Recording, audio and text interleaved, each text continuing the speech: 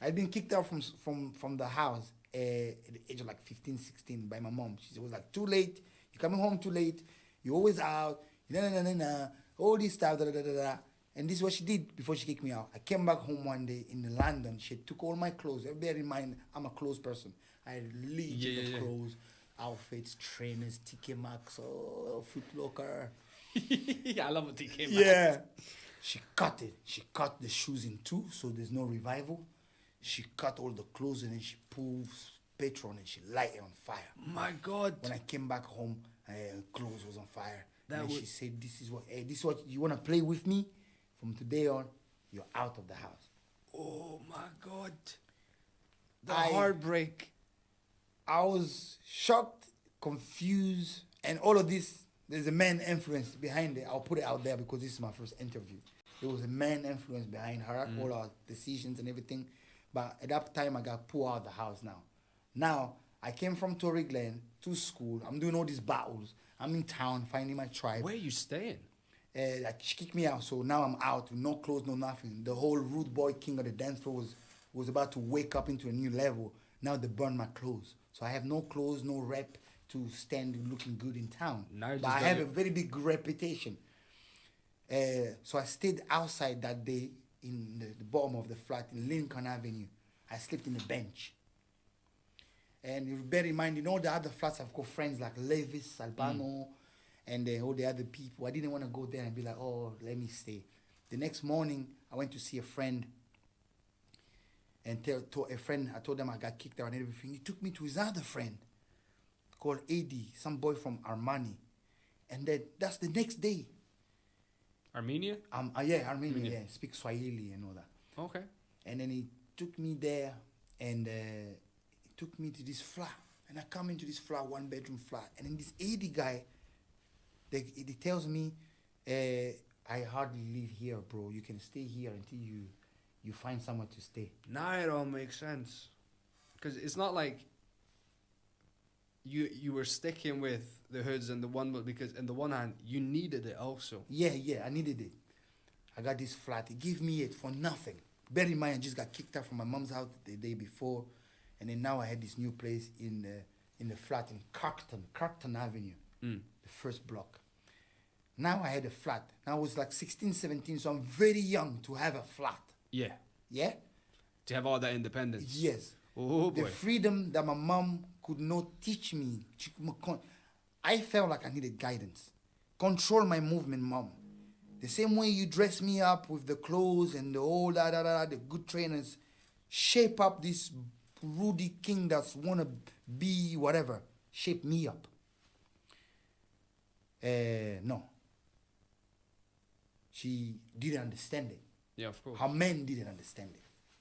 Did you ever, I'm just got to ask this, did you ever manage to patch this up? And I felt like I've patched it up in a certain way. Yes. You made peace, there's been forgiveness. Yes. I made peace and forgiveness with my mom, yes. I managed to unleash it. I felt like 29, 30, that's when it happened. Oof, so it only happened like 4 years ago. It took a while. Yeah? I mean, understandably so as well. So... It's I was quite lucky, but my dad, he's had a whole rock and roll, had a fight with his stepdad and things like that. So I understand that it takes a long time for that to get over that, to deal with that. Because I saw him, I'm a child, I'm looking at my dad and he still talks about it sometimes, Yeah. So it's not something that just... That just goes away. Yeah. And the freedom that I was looking for was not just the freedom. I think I needed understanding. Freedom was always there. My mom think that I had freedom. She allowed that freedom. I wouldn't go and went outside if she didn't let me go outside. Can I go outside? That's why we went outside. Mom, can I go outside? That's how we went outside. So what you're saying is you were missing the direction. Yeah. So with all this rap outside, trying to direct this energy I had someone, she couldn't. So what she wanted to do, she wanted to cut it. She wanted to put down, like, in a way, I don't know, I mean, I don't know, but it's almost like she wanted to, like... Put her foot down. Say, wake you up of, like, this is what's happening. Don't go outside.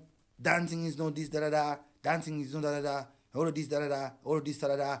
The black people are talking. there was a message that went all the way to Congo to my father saying, Rudy's begging for money in the streets. That's because of the street dancing and the bucket and all that, yeah. Yeah. First of all, that's called busking, first of all. Yeah. And then there was also more saying that Rudy was begging money playing a guitar. I was not playing the guitar, but that's just interpretation of how people... Story gets transforms. So many name calling, and without knowing, I would go to these places where there is these black people in parties and community. I would show up, I'm nice, I'm polite, and I'm like, don't know, these parents are looking at me like that. So I got this flat. Rude boy king of the dance floor with a flat.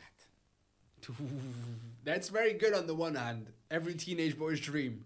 On the other hand, madness. Bro, my house was packed with fairy people every day. It was not my house, but the house I got given. Yeah. Fairy people every day. Everybody that could not be anywhere in town. Or at home. Or... Bear in mind, we don't have a spot anymore. Is he in town? Get kicked out. I find a little refuge with Rob, with One Blood, and I've got my little flat. I'm popular. Well, yes, understandably so. I'm a people person.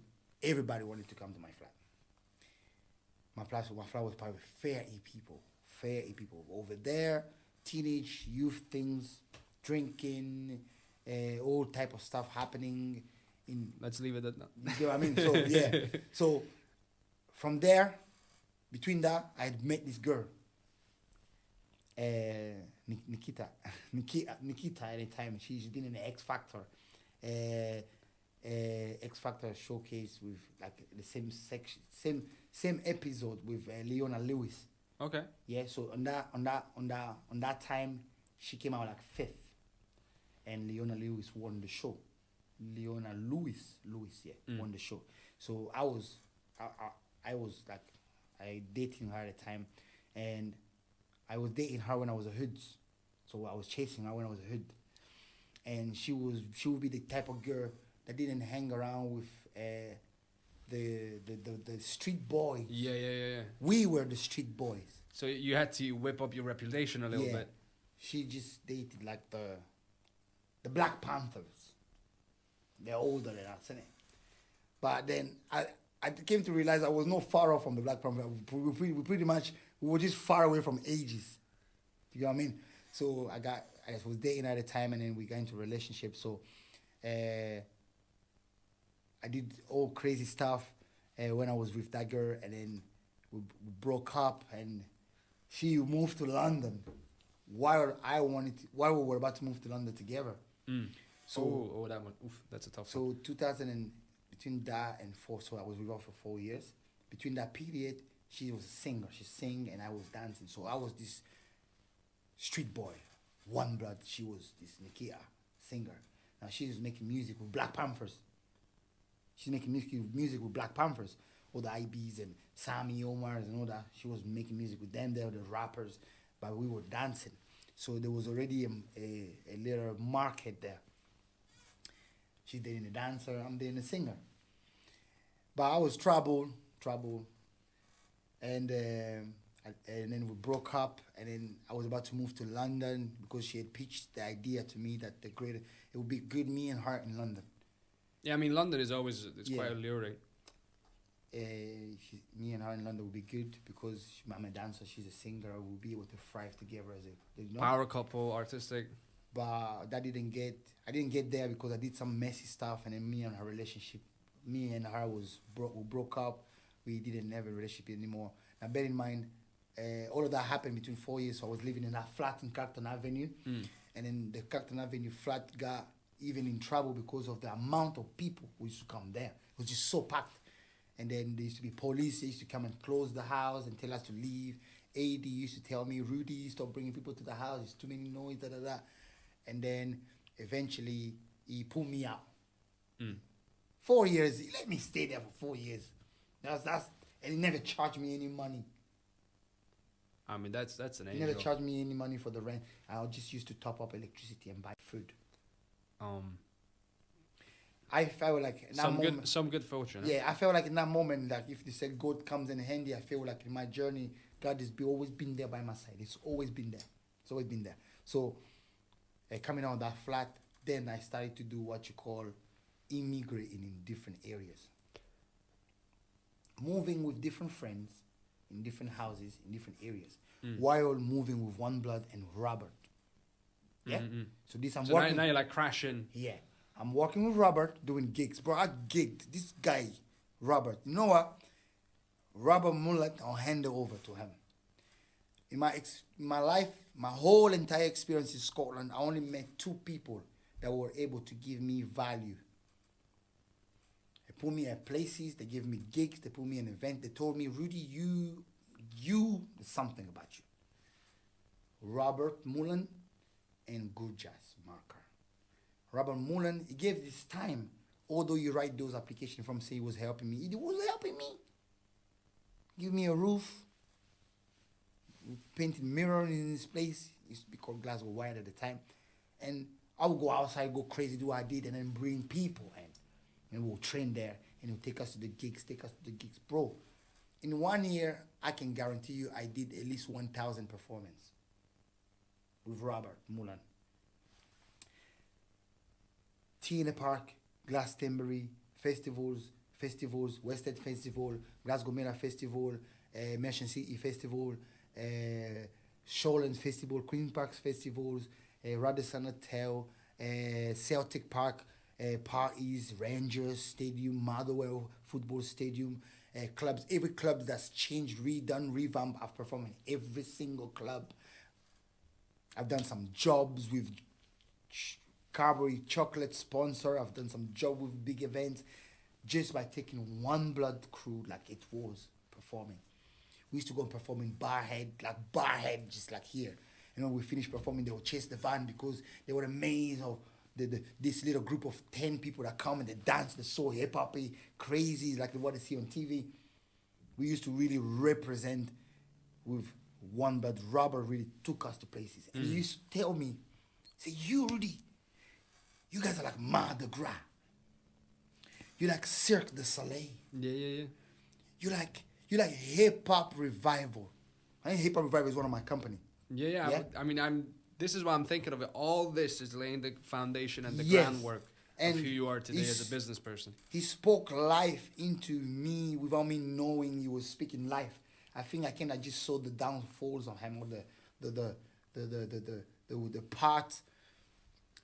I misjudged his presence in my surrounding during the period that he was with me, of his importance of what he was doing in my life.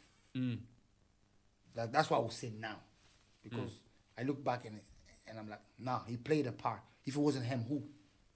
Fair enough. Gigs, bro. Oh, we did gigs. And now my crew got bigger and bigger. Now bear in mind, I'm taking the same prototype I used with the Hoods. I'm just going outside. I'm outside. I'm in the streets. People are coming. Yo, bro, I like join One Blood. But I was not going with the old gang idea. I was going with the old dance idea. Yeah. And people wanted to be part of dance and see us in the street. They hang around. And then now One Blood was born. And now I had numbers of people coming through and to be part of this tribe that had dancing involved, and I was leading, and it was working. People coming from Kosaife and coming from other area that I was One Blood. Gigs, performance, and then sometimes I saw money, sometimes I didn't. I perform in places. I mean, I feel like it kind of brings it back to the question of, so what is success now?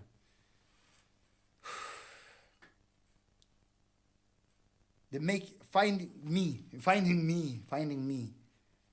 Like, I am success. Rudy is success. Rudy King Band is success. Hip Hop Revival is success.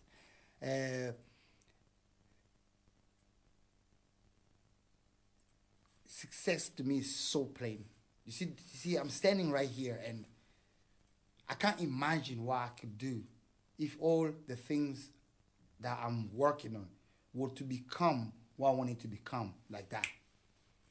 I can't imagine if I would be able to, what I'll be able to do. Like if I had all the ideas of businesses I've got right now up and running, I love my people so much. I don't know. I wouldn't know what to do. Yeah, that can be a challenge sometimes. Like you have too many ideas. Yeah. And like which one am I gonna run with? Yeah, I wouldn't know what to do. And for now, I understood the beauty of my journey because now I used to say I wanted to be a businessman like my father. I'm like, now I understand where I was going with it. Do you know what I mean? You went through all that. Yeah. And I always say I wanted to be a businessman. My father was a businessman. You know, import, export, that was my dad. Yeah. Everything on my outside, he brings it inside. Yeah. I didn't know how I was going to afford into business. I went to Langside College to do business. I also went to Langside College to do business. I didn't last long. I was distracted. I was not focused. The same distraction I was running away from in high school, I got caught up in Langside College with friends and distraction. I was in charge. I was free. I didn't have nobody to guide me. I was still living, navigate from flat to flat. I already been kicked out. So I couldn't focus. I was just driven to dance. It was dance that kept me going, because if there was no dance, how do I know I was like still gonna be here? Do you know what I mean? I mean, that's what I kind of want to ask now, just because I'm slightly aware at the time. I don't want to. I And know. how it's more. I'm aware of how much space I have on my camera. Oh, that's fine.